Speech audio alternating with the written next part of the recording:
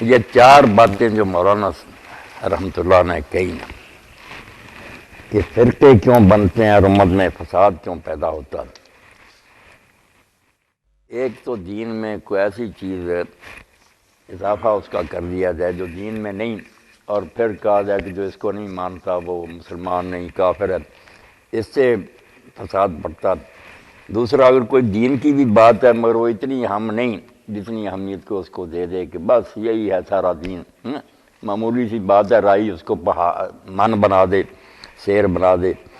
اجتہادی مسائل میں کہا کہ بس ہم ہی حق پر ہیں، باقی جتنے کافر فاسق ہیں، یا حضور کے بعد کسی ایسے بندے کو نیک کو کہے کہ بس جو اس کو نہیں مانتا وہ بھی اسلام سے خارج ہے۔ یہ چار سبب بیان کیے۔ باقی ساری امت میں جو فتنے پیدا ہوئے نا انہی باتوں سے پیدا ہوئے۔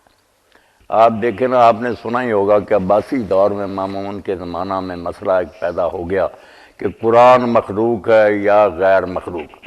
اب یہ دین میں بات تھی نہیں، نہ مخلوق لکھا تھا نہ غیر مخلوق، اتنی بات لکھی کہ اللہ کا کلام ہے۔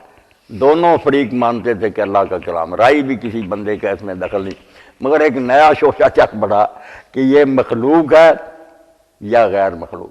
اب وہ جو اس وقت قاضی تھا احمد بن ابی دواد، وہ معتزلی تھا، اس نے کہا یہ مخلوق ہے۔ امام احمد بن حنبل رحمۃ اللہ علیہ سے جب پوچھا گیا، پہلے تو جمے رہے صحیح بات پر کہ یار یہ دین میں بات نہیں، نہ مخلوق ہے نہ غیر مخلوق، کیوں چھیڑتے ہو؟ مگر نہ لوگ باز آئے کہ کچھ نہ کچھ کہو۔ انہوں نے کہا پھر میری سمجھ کے اب تک غیر مخلوق ہے، وہ مخلوق والا ٹولہ بن گیا، یہ غیر مخلوق والے بن گئے۔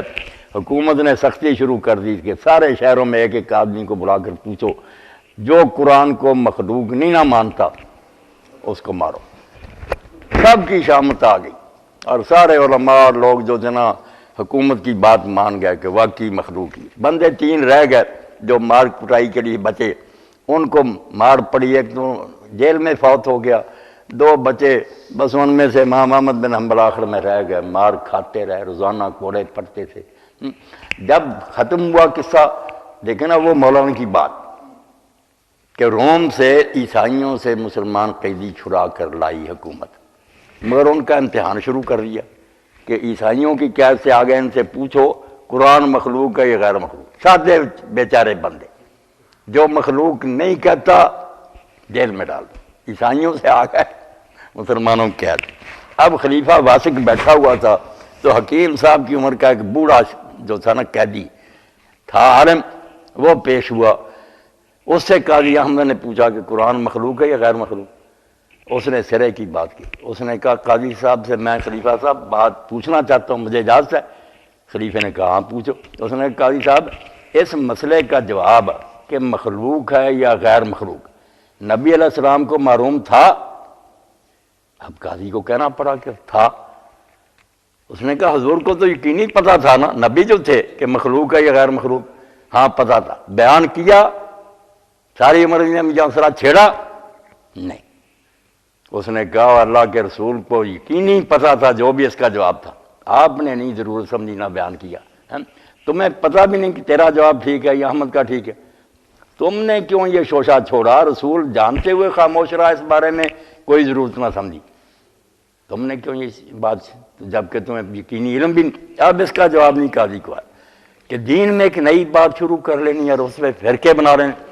جب قاضی تھوڑی دیر تک چپ رہا تو خلیفہ نے پھر اس وقت کہا واسق نے کہ قاضی احمد کا گدھا بہت تیز آ رہا تھا مگر پل پر آ کر بیٹھ گیا، یہاں آ کر یہ بالکل شرمندہ ہو گیا۔ اس نے کہا بند کرو یہ مسئلہ، وہاں فتنہ ختم ہو، اس بابے کے کہنے پر کہ رسول اللہ نے جب یہ مسئلہ نہیں کیا تھا تم نے کیوں چھیڑا؟ یہ بہت سے مسئلے جو اس امت میں ہے نا ایسے ہی ہیں کہ خام خواہ چھیڑ لیے ہیں، فرقے بن گئے جن کے نہ اللہ کے نے ذکر کیا نہ رسول نے ذکر کیا۔ بعد میں آ جاتا ہے کہ کوئی مسئلہ ایسا ہے کہ وہ دین میں ہے تھوڑا بہت، مگر اس کا یہ مقام تھوڑی ہے کہ اس پر لوگوں کو کافر اور مومن کہا جائے۔ صحابہ کرام تک میں ہم دیکھتے رضوان اللہ علیہ مجمعین کہ یہ بات جو تھی کہ مردہ سنتا یا نہیں سنتا، حضرت عمر رضی اللہ عنہ کے بیٹے کہتے تھے سنتا ہے، حضرت عائشہ رضی اللہ عنہ تھی نہیں، قرآن کہتا کہ مردے نہیں سنتے، مگر کسی نے اس پر فرقے نہیں بنائے، کوئی نہیں، نہ انہوں نے شوشہ چھوڑا کہ مردے سننے والے ماننے والے ایک طرف ہو جاؤ، نام نہیں، بس اپنا اپنا خیال تھا، فرقہ نہیں بنانا کو اس پر زور دیا نا۔ نہیں سننے کے لیے بولنا ضروری ہے کہ انہیں پتہ چل جاتا، مگر ہمارے ساتھ بات چیت کی جاتی۔